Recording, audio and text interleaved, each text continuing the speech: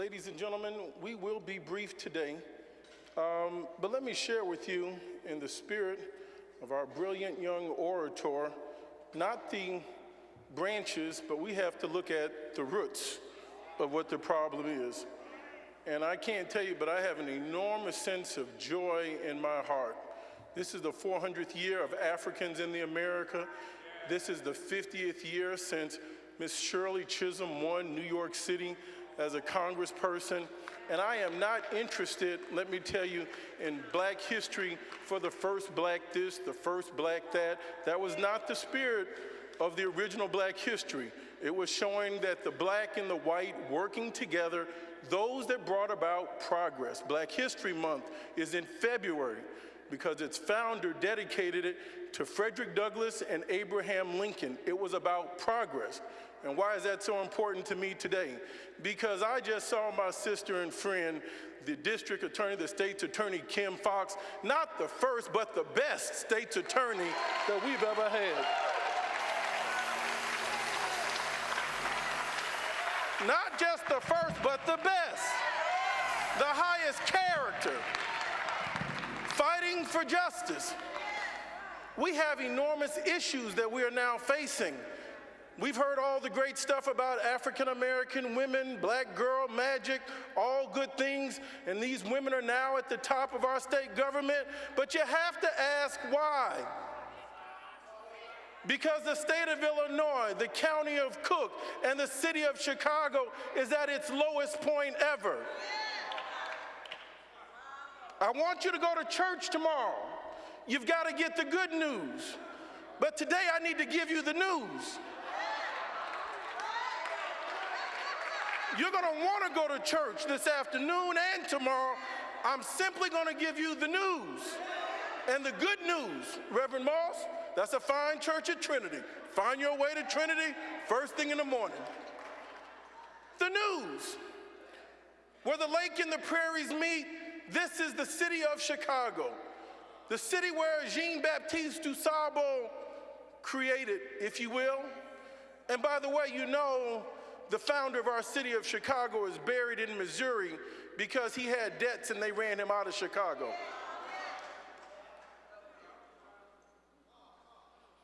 The city of Chicago, that this fine young attorney has to preside over to try to bring justice to a corrupted system. And what is the cost of corruption, I would ask you? The cost of corruption is demonstrated where you no longer feel safe and you have no opportunities. How is that manifested? It's manifested by populations moving away. People find other places to go.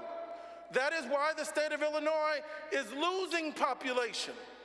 From 2000 to 2010, only 8 people moved into Cook County.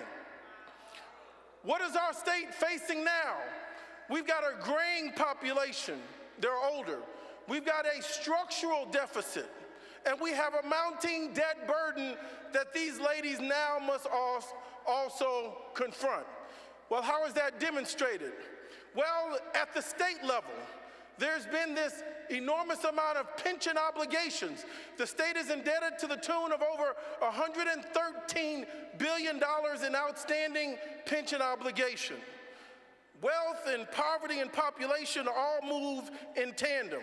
When you have fewer people paying into your pension system, more people being paid out of your pension system, fewer people working, more money going out, it doesn't take long before you get into this downward spiral that we are now feeling. What does that mean? That means we're going to either have to take on more debt, which means our budget is going to be constrained into the future. We're going to have to raise more taxes, meaning that we're going to all feel some more pinch, or we're going to have severe budget cuts. I don't want anybody to go to sleep on me. If you bought yourself the car of your choice and you started making payments at $1,000 a month because you had the good job, but by the time you lose the job and you now have been temporarily unemployed and you cannot find a job that pays you what you used to make and you're still driving the same car, you're going to have to either put an Uber sign on it, a Lyft sign on it, Or you're going to have to start going to your friends saying, give me $2 for a ride. I'll pick you up if you buy the food and I'll buy the car. You know the drill. Well, you got to keep digging in your pocket and you just put $2 to get to the next stop and $2 to get to the next stop. You got to have the pinch. I'm glad I got somebody's attention. We have a structural deficit. What does that mean? We have used one-time solutions for a long-term problem. Why did Mayor Daley sell off our 36,000 parking meters?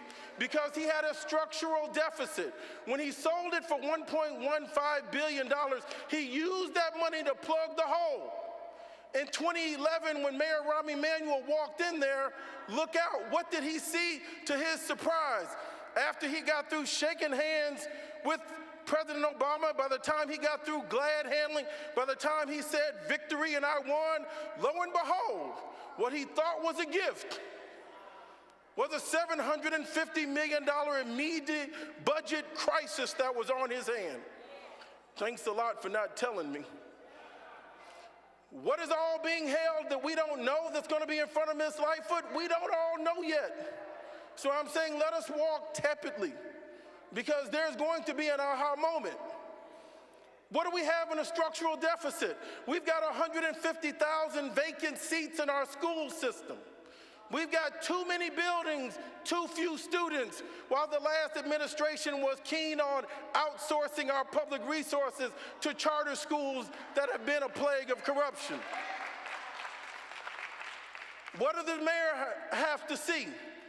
Did Rahm Emanuel really want to raise the red light taxes on the cameras? I don't think so. He was trying to find money to pay for these bills that now we're going to face. By 2023, there's $1.2 billion of pension payments that have to be made by the city of Chicago. The city of Chicago is going to have more people being paid out than paying into the system. The Cook County is at 137,000 employees with 127,000 retirees. 137 paying in, 127 paying out. I'm not running for office, but let me tell you the pain they're going to have. All these doubled and triple pensioners, people that gain the system, they need to immediately abolish all those double and triple pension plans. It's taking advantage of the people.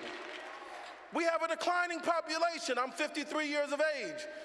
America in 1966, when I was born, the world had 3.5 billion people in 1966. Today, the world has over 7.2 billion people. How can the city of Chicago have peaked in population at 3.8 million people in the 1950s? And today we have 2.6 million people. The city of Chicago is 1/3 smaller today in population 70 years later. But we still have the same amount of infrastructure for gas lines, for sewer lines, for roads that have to be paved, for where our schools were built. We have to look at how do you consolidate a city. These people before these ladies have ascended to power have messed up our city. The city of Chicago has the lowest credit rating of the major cities. Rahm and them have taken on so much money. What do I mean by the pension crisis that we're facing? A healthy pension fund means that you have 90% of your money vested in the pension plan. We have 4 major pension plans that now Melissa Conyers will sit over, and they're now at 27% on average funded.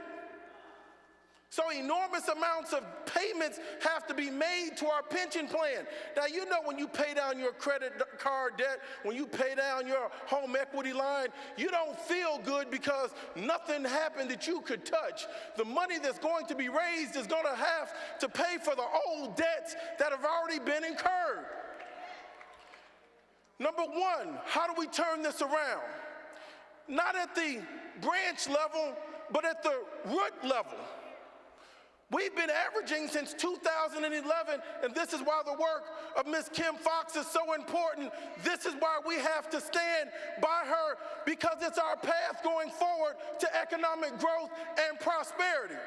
when you have a decaying, decrepit, spiritually malignant and evil system, where you've got 85% of the murderers walking the street, and you only have 15% of those that have killed have been caught, that's a problem. That is corrosive. Now that we know, and thank God for this case, however it came about with Mr. Smollett, now that we know that the city of Chicago has the most cameras of any major city in America, now that we know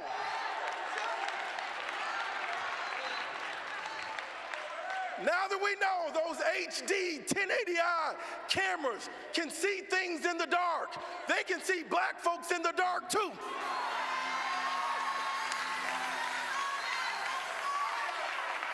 Now that we know they've got the technology at police headquarters that can go in through closed circuit television and not only catch snapshots on Wacker Drive, they can even take it all the way back to Nigeria if they want to.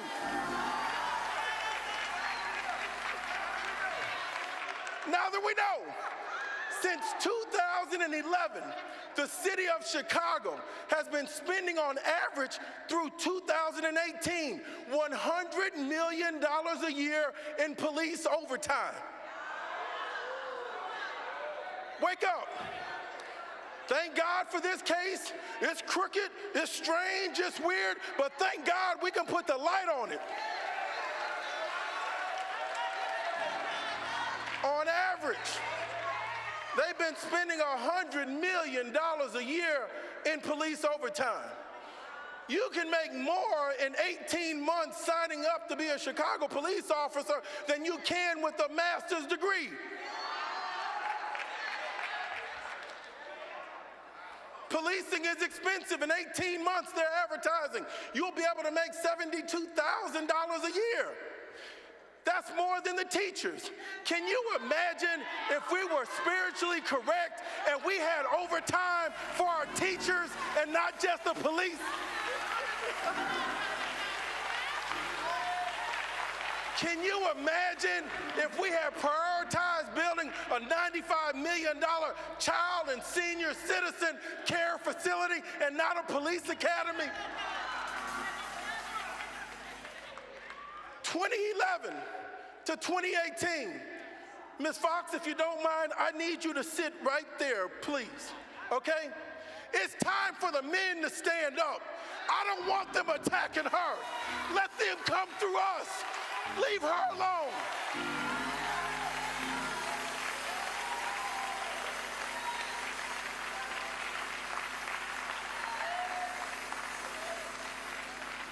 We're not going to let whatever spaghetti and dressed up FOP and this and that, you little lying piece, don't you bring it. We're going to stand beside a person that has integrity. Now, the same FOP, Reverend Moss, the same FOP that found a job to create, to give to Jason Van Dyke after he had been indicted, after he had been convicted. They found him a job, made him a job, and he killed the child. What has Mrs. Fox inherited? She's inherited a corrupt system. Watch the backlash. We've been overcharged, over-prosecuted for too long. Listen to me carefully. 16 shots for Laquan McDonald. 16 felony counts for Jesse Smollett.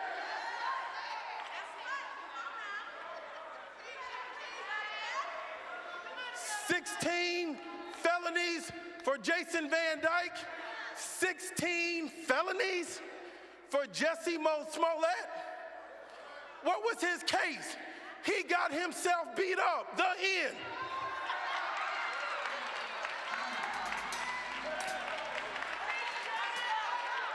What are they so mad about?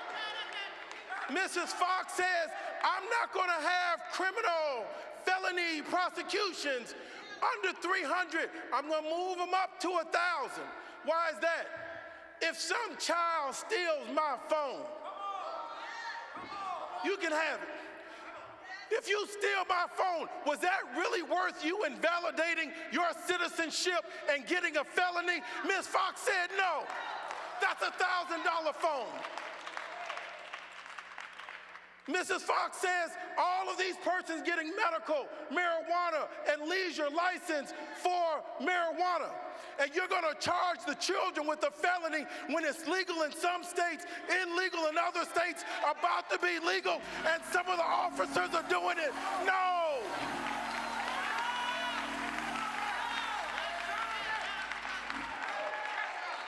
When she gets 50 people that have been lied on, jailed, that the city of Chicago now has to pay, and she's giving them their freedom, now they're mad.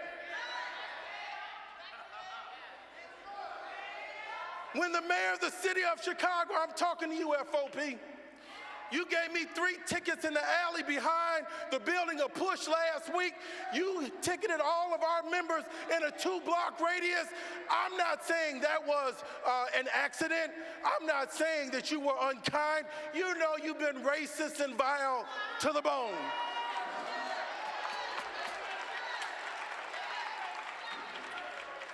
But 400 years after Africans have been in America, 200 years after Henry David Thoreau taught us about civil disobedience, 150 years after the birth of Mahatma Gandhi, 90 years after the birth of the Reverend Martin Luther King, 50 years after Shirley Chisholm, now we see our women in power. We're going to stand right with them.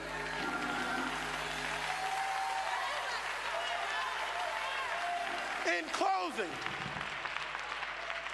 closing, when you spend $750 million on police misconduct settlements from 2011 to 2018, I'm not talking about overtime, $100 million a year.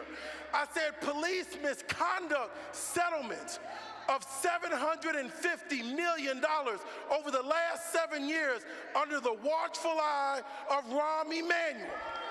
When Eddie Johnson, superintendent, can't say a word, you need to shut up right now.